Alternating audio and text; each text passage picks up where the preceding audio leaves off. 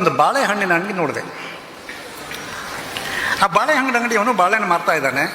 ಕೇಳಿದೆ ಕೆ ಜಿಗೆ ಎಷ್ಟು ಅಂತ. 50 ರೂಪಾಯಿ ಅಂತ ಹೇಳ್ದ ಅವನು. ಮನೆಯವ್ರಿಗೆ ಕೇಳಿದೆ, ಏನೇ ತಗೊಳ್ಳ, ಸುಮ್ಮನಿರಿ, ಮುಂದಕ್ಕೆ ಹೋಗುವ.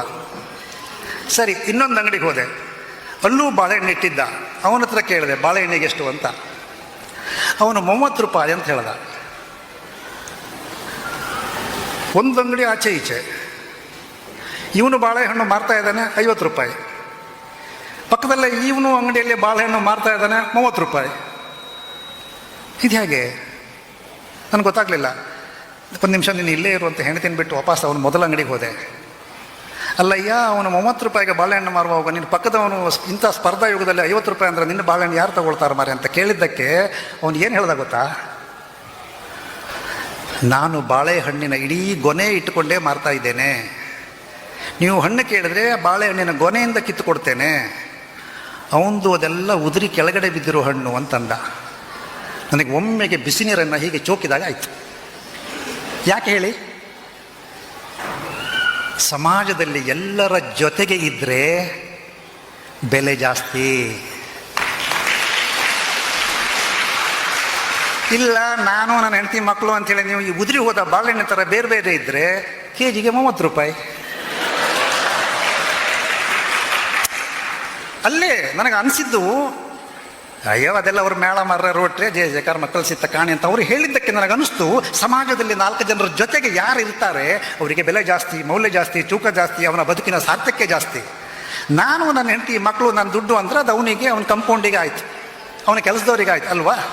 ಹಾಗಾಗಿ ಸಮಾಜದಲ್ಲಿ ಎಷ್ಟು ಸಾಧ್ಯವೋ ಬರೀ ಜೇಸಿ ಅಂತಲ್ಲ, ಸಾಧ್ಯ ಆದರೆ ನಿಮ್ಮೂರಿನ ದೇವಸ್ಥಾನದಲ್ಲಿ ಪಾಲ್ಗೊಳ್ಳಿ, ಶೈಕ್ಷಣಿಕ ಸಂಸ್ಥೆಯಲ್ಲಿ ಪಾಲ್ಗೊಳ್ಳಿ, ಒಂದು ವ್ಯಾವಹಾರಿಕ ಕಾನ್ಫರೆನ್ಸ್ ಇದ್ದರೆ ಅಲ್ಲಿ ಪಾಲ್ಗೊಳ್ಳಿ. ಎಲ್ಲ ಸಮಾಜದಲ್ಲಿ ನಾವು ಬೆರೆಯೋಣ. ಬೆರೆತಾಗ ನಾನು ಯಾರು ಅಂತ ಗೊತ್ತಾಗತ್ತೆ. ನನಗೂ ಕೂಡ ನಾನು ಯಾರು ಅಂತ ಗೊತ್ತಾಗಿದ್ದು ಈಗ ಊರು ತಿರುಗ್ತಾನೆ. ನಾನು ಉಪ್ಪುಂದದಲ್ಲಿ ನನ್ನ ಮನೆಯಲ್ಲಿದ್ದಾಗ ನನ್ನ ಅಪ್ಪ ಅಮ್ಮ ನನಗೆ ಭಾಳ ಕೊಂಗಾಟ ಮಾಡ್ತಾಯಿದ್ರು. ತುಂಬ ನಾನೇ ಬಸ್ ಸ್ಟ್ಯಾಂಡಿಗೆ ಬಂದರೆ 10-15 ಜನ ಎಲ್ಲರೂ ಬಸ್ ಹತ್ತಲಿ ನಿಂತಿದ್ದಾರೆ, ಅವರಲ್ಲಿ ನಾನೊಬ್ಬ. ಹಾಗೆ ಕುಂದಾಪುರ ತಾಲೂಕಿಗೆ ಹೋದರೆ ಶಾಸ್ತ್ರಿ ಪಾರ್ಕಲ್ಲಿ 100 ಜನ, ನಾನೊಬ್ಬ.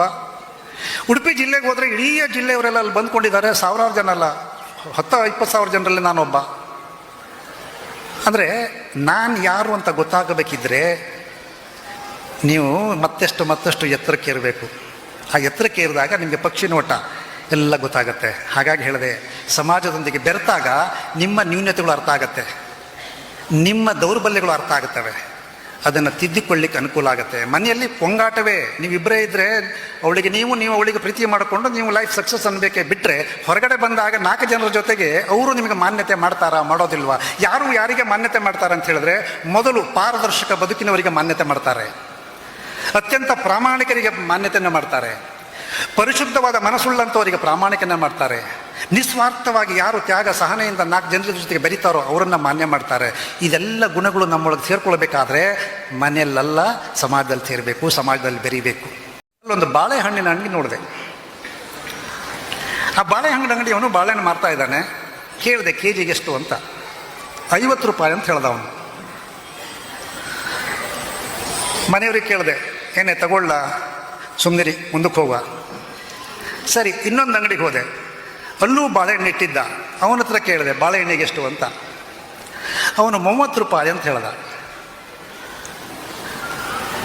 ಒಂದು ಅಂಗಡಿ ಆಚೆ ಈಚೆ ಇವನು ಬಾಳೆಹಣ್ಣು ಮಾರ್ತಾ ಇದ್ದಾನೆ 50 ರೂಪಾಯಿ. ಪಕ್ಕದಲ್ಲೇ ಇವನು ಅಂಗಡಿಯಲ್ಲಿ ಬಾಳೆಹಣ್ಣು ಮಾರ್ತಾ ಇದ್ದಾನೆ 30 ರೂಪಾಯಿ. ಇದು ಹೇಗೆ ನನಗೆ ಗೊತ್ತಾಗಲಿಲ್ಲ. ಒಂದು ನಿಮಿಷ ನೀನು ಇಲ್ಲೇ ಇರುವಂಥ ಹೆಣ್ತಿನ ಬಿಟ್ಟು ವಾಪಸ್ ಅವನು ಮೊದಲ ಅಂಗಡಿಗೆ ಹೋದೆ. ಅಲ್ಲಯ್ಯ, ಅವನು 30 ರೂಪಾಯಿಗೆ ಬಾಳೆಹಣ್ಣು ಮಾರುವಾಗ ನಿನ್ನ ಪಕ್ಕದವನು ಇಂಥ ಸ್ಪರ್ಧಾ ಯುಗದಲ್ಲಿ 50 ರೂಪಾಯಿ ಅಂದರೆ ನಿನ್ನ ಬಾಳೆಹಣ್ಣು ಯಾರು ತಗೊಳ್ತಾರೆ ಮಾರೆ ಅಂತ ಕೇಳಿದ್ದಕ್ಕೆ ಅವನು ಏನು ಹೇಳ್ದ ಗೊತ್ತಾ?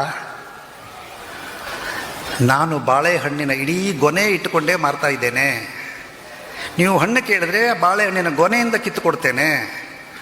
ಅವನದು ಅದೆಲ್ಲ ಉದುರಿ ಕೆಳಗಡೆ ಬಿದ್ದಿರೋ ಹಣ್ಣು ಅಂತಂದ. ನನಗೆ ಒಮ್ಮೆಗೆ ಬಿಸಿ ನೀರನ್ನು ಹೀಗೆ ಚೋಕಿದಾಗ ಆಯಿತು. ಯಾಕೆ ಹೇಳಿ?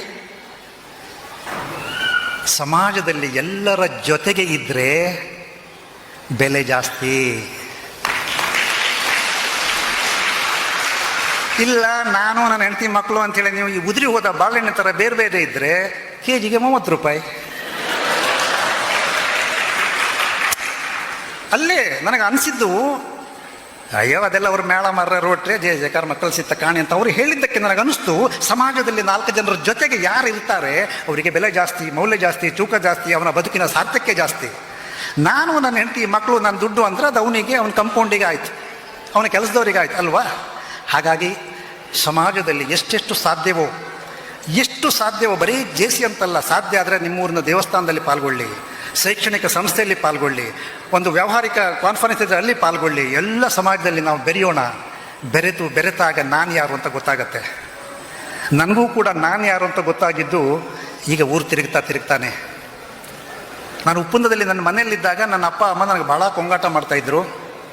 ತುಂಬ ನಾನೇ ಬಸ್ ಸ್ಟ್ಯಾಂಡಿಗೆ ಬಂದರೆ 10-15 ಜನ ಎಲ್ಲರೂ ಬಸ್ ಹತ್ತಲಿ ನಿಂತಿದ್ದಾರೆ, ಅವರಲ್ಲಿ ನಾನೊಬ್ಬ. ಹಾಗೆ ಕುಂದಾಪುರ ತಾಲೂಕಿಗೆ ಹೋದರೆ ಶಾಸ್ತ್ರಿ ಪಾರ್ಕಲ್ಲಿ 100 ಜನ, ನಾನೊಬ್ಬ. ಉಡುಪಿ ಜಿಲ್ಲೆಗೆ ಹೋದರೆ ಇಡೀ ಜಿಲ್ಲೆಯವರೆಲ್ಲ ಅಲ್ಲಿ ಬಂದ್ಕೊಂಡಿದ್ದಾರೆ, 1000 ಜನ ಅಲ್ಲ, 10-20 ಸಾವಿರ ಜನರಲ್ಲಿ ನಾನೊಬ್ಬ. ಅಂದರೆ ನಾನು ಯಾರು ಅಂತ ಗೊತ್ತಾಗಬೇಕಿದ್ರೆ ನೀವು ಮತ್ತಷ್ಟು ಎತ್ತರಕ್ಕೆ ಇರಬೇಕು. ಆ ಎತ್ತರಕ್ಕೆ ಇರಿದಾಗ ನಿಮಗೆ ಪಕ್ಷಿ ನೋಟ ಎಲ್ಲ ಗೊತ್ತಾಗತ್ತೆ. ಹಾಗಾಗಿ ಹೇಳಿದೆ, ಸಮಾಜದೊಂದಿಗೆ ಬೆರೆತಾಗ ನಿಮ್ಮ ನ್ಯೂನತೆಗಳು ಅರ್ಥ ಆಗತ್ತೆ, ನಿಮ್ಮ ದೌರ್ಬಲ್ಯಗಳು ಅರ್ಥ ಆಗುತ್ತವೆ, ಅದನ್ನು ತಿದ್ದಿಕೊಳ್ಳಿಕ್ಕೆ ಅನುಕೂಲ ಆಗುತ್ತೆ. ಮನೆಯಲ್ಲಿ ಪೊಂಗಾಟವೇ, ನೀವಿಬ್ಬರೇ ಇದ್ದರೆ ಅವಳಿಗೆ ನೀವು ಅವಳಿಗೆ ಪ್ರೀತಿ ಮಾಡಿಕೊಂಡು ನೀವು ಲೈಫ್ ಸಕ್ಸಸ್ ಅನ್ಬೇಕೇ ಬಿಟ್ಟರೆ, ಹೊರಗಡೆ ಬಂದಾಗ 4 ಜನರ ಜೊತೆಗೆ ಅವರು ನಿಮಗೆ ಮಾನ್ಯತೆ ಮಾಡ್ತಾರಾ, ಮಾಡೋದಿಲ್ವಾ? ಯಾರಿಗೆ ಮಾನ್ಯತೆ ಮಾಡ್ತಾರೆ ಅಂತ ಹೇಳಿದ್ರೆ, ಮೊದಲು ಪಾರದರ್ಶಕ ಬದುಕಿನವರಿಗೆ ಮಾನ್ಯತೆ ಮಾಡ್ತಾರೆ, ಅತ್ಯಂತ ಪ್ರಾಮಾಣಿಕರಿಗೆ ಮಾನ್ಯತೆಯನ್ನು ಮಾಡ್ತಾರೆ, ಪರಿಶುದ್ಧವಾದ ಮನಸ್ಸುಳ್ಳಂಥವರಿಗೆ ಪ್ರಾಮಾಣಿಕನ ಮಾಡ್ತಾರೆ, ನಿಸ್ವಾರ್ಥವಾಗಿ ಯಾರು ತ್ಯಾಗ ಸಹನೆಯಿಂದ 4 ಜನರ ಜೊತೆಗೆ ಬೆರೀತಾರೋ ಅವರನ್ನು ಮಾನ್ಯ ಮಾಡ್ತಾರೆ. ಇದೆಲ್ಲ ಗುಣಗಳು ನಮ್ಮೊಳಗೆ ಸೇರ್ಕೊಳ್ಬೇಕಾದ್ರೆ ಮನೆಯಲ್ಲೆಲ್ಲ ಸಮಾಜದಲ್ಲಿ ಸೇರಬೇಕು, ಸಮಾಜದಲ್ಲಿ ಬೆರೀಬೇಕು.